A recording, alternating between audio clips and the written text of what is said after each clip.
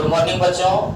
I hope आप लोग भी अच्छे होंगे। और आज हम लोग वीडियो पार्ट का क्या है सब्जेक्टिव क्वेश्चन लेके आए हैं और आज हम लोग सब्जेक्टिव क्वेश्चन को देखने वाले हैं। और इस वीडियो को देख रहे हैं तो वीडियो पार्ट का पहले सारांश जाके देखें, उसी में क्या है सभी अच्छी तरह से सभी को बताया गया है, उसके बारे में, लेखक के बारे में और अभिनयों के बारे में।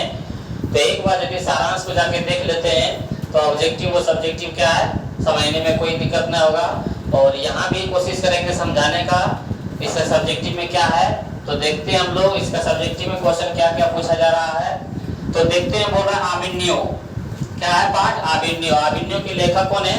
तो अभिनयों के लेखक है अशोक वाजपेयी। उनका नाम क्या है? अशोक वाजपेयी। तो यहाँ पे क्वेश्चन है हमारे पास। क्या क्वेश्चन है हमारे पास? बोला जा रहा है कि नदी और कविता में लेखक क्या समानता पाते हैं। नदी और कविता में लेखक क्या समानता पाते हैं। तो बोला जा रहा है कि जिस प्रकार नदी में जल की कमी नहीं होता है, उसी प्रकार कविता में भी शब्द की कमी नहीं होता है।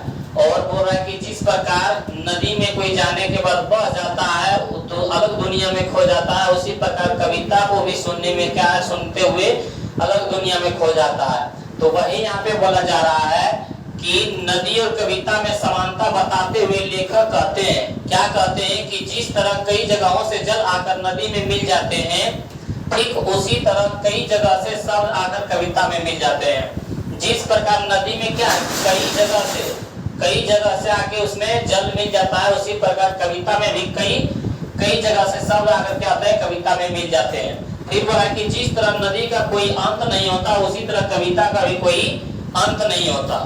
जिस प्रकार नदी का कोई अंत नहीं होता है, उसी प्रकार कविता का भी कोई अंत नहीं होता है। फिर बोला जा रहा है कि जिस तरह नदी में लोग बह जाते हैं, उसी तरह कविता को पढ़कर भी लोग क्या उसी में खो जाते हैं। तो हम लोग यही कविता और नदी और कविता में यही समानता पाएंगे कि जिस प्रकार नदी में जल की कमी नहीं होता है, कहीं से जल आ जाता है, उसी प्रकार कविता में भी शब्द की कमी नहीं होता है। जिस प्रकार नदी का अंत नहीं होता है, उसी प्रकार कविता का भी अंत नहीं होता है। और बोल रहा है कि जिस प्रकार नदी में जाने के बाद नदी में लोग बह जाते हैं, उन्हीं में खो जाते हैं, उन्हीं में क्या अच्छी तरह से स्नान करते हैं, उसी प्रकार कविता को भी पढ़ने से क्या खो जाते हैं। यही दोनों में क्या है समानता है। अगला क्वेश्चन है इसका हमारे पास। अगला क्वेश्चन बोला जा रहा है कि नदी के तट पर लेखक को किसकी याद आती है और क्यों। तो फिर से हम बता रहे हैं कि इस वीडियो को यदि देख रहे हैं तो इसका सारांश पहले जाके देख लें कि जो इसका सारांश का लिंक डिस्क्रिप्शन बॉक्स में दिया जाएगा, और पहले आप वो वीडियो जाके देखें। उसके बाद क्या है, एक भी क्वेश्चन याद करने की जरूरी नहीं होगा।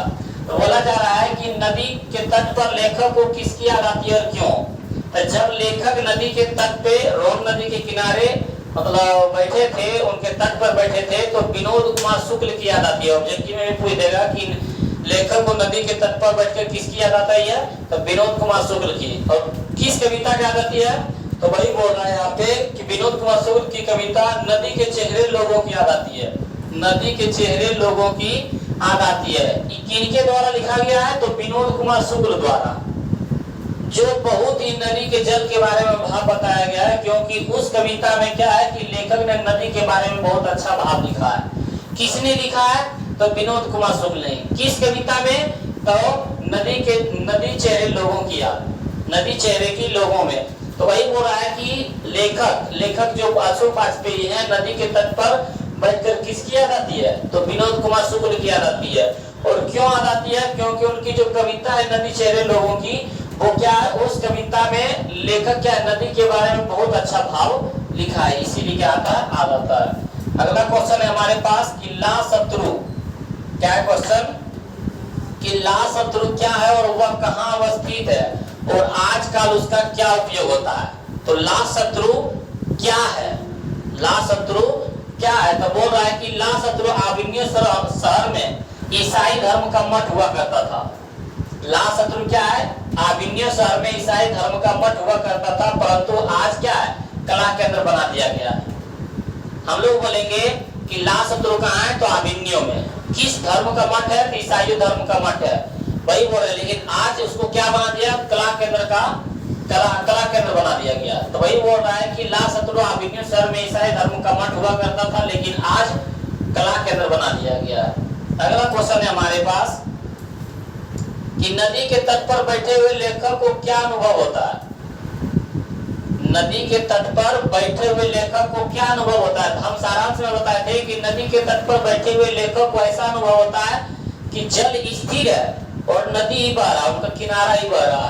तो वही यहाँ पे बताया जा रहा है कि नदी के तट पर बैठे हुए लेखक को यह अनुभव होता है, यह अनुभव होता है कि वह नदी के जल के साथ बह भी बह रहा है, बह भी क्या रहा है, बह रहा है। क्योंकि नदी में मतलब नदी के जल के साथ वो भी खो गए हैं।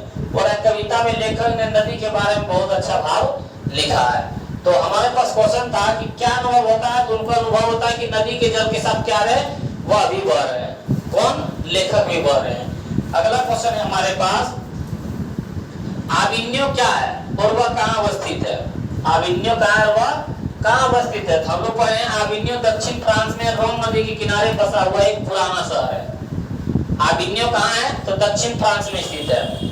वो कौन नदी के किनारे है, तो रोन नदी के। ऑब्जेक्टिव में पूछ देगा आविन्यो किस नदी के किनारे बसा है, बसा एक शहर है तो रोन नदी के किनारे। कैसा शहर है, पुराना शहर है। कहाँ पे है, दक्षिण फ्रांस में। ऑब्जेक्टिव है तो भर भर के पूछता है। तो यह बोल रहा है आविन्यो दक्षिण फ्रांस में रोन नदी के किनारे बसा हुआ है, क्या है, पुराना शहर है। हम लोग आसाम से बोल देंगे। अगला क्वेश्चन है हमारे पास कि हर वर्ष आविन्यो में कब और कैसा समारोह हुआ करता है। क्या हमारे पास क्वेश्चन है कि हर वर्ष आविन्यो में कब और कैसा समारोह हुआ करता है। तो हम लोग क्या बोलेंगे कि हर वर्ष आविन्यो गर्मियों के समय में, कब, गर्मियों के समय में एक अत्यंत प्रसिद्ध और लोकप्रिय रंगारंग समारोह हुआ करता है। तो बोलेगा कि आविन्यो में जो उत्सव मनाया जाता है, जो पर्व मनाया जाता है, वो कौन समय में, तो गर्मियों के समय में। वही बोला। और कैसा, तो बोलेंगे हम लोग रंग समारोह, रंगारंग समारोह मनाया जाता है। तो आप लोगों से आशा करते हैं कि ये आविन्यो पाठ का सब्जेक्टिव क्वेश्चन समझ में आ गया होगा और बहुत ही अच्छी तरह से समझाए भी है। तो इसके पहले एक बार इसका सब्जेक्टिव और सारांश का वीडियो जरूर देखें और यदि पसंद आया तो लाइक, शेयर और सब्सक्राइब जरूर करें। धन्यवाद।